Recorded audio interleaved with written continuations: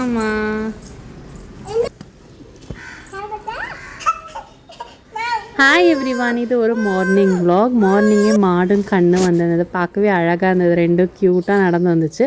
இருக்க பழம் அதுக்கப்புறம் காயெல்லாம் கொண்டு போய் போட்டால் காயெல்லாம் அது சாப்பிடவே இல்லை, வெறும் பழம் மட்டும் தான் சாப்பிட்டுச்சு. காய் சாப்பிடாது போல இருக்கு மாடு நினச்சிட்டு அச்சு ஒரே எக்ஸைட்மெண்ட், அதை பார்த்து ஒரே கத்திட்டு இருந்தா. சரின்ட்டு மார்னிங் டிஃபன் பண்ணலான்னு சரி டிஃபன் சைடு வந்தால் என்னடா பண்ணுறதுன்னு ஒரே யோசனை.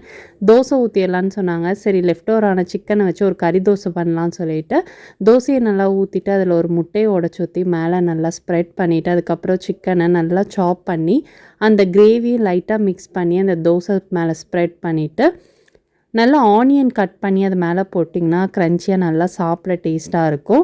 நிறைய எண்ணெய் விட்டு 2 சைடும் திருப்பி எடுத்திங்கன்னா சூப்பரான கறி தோசை ரெடி. கண்டிப்பாக உங்கள் வீட்டில் ட்ரை பண்ணி பாருங்கள். தேங்க்ஸ் ஃபார் வாட்சிங். Share and subscribe for more videos. Bye.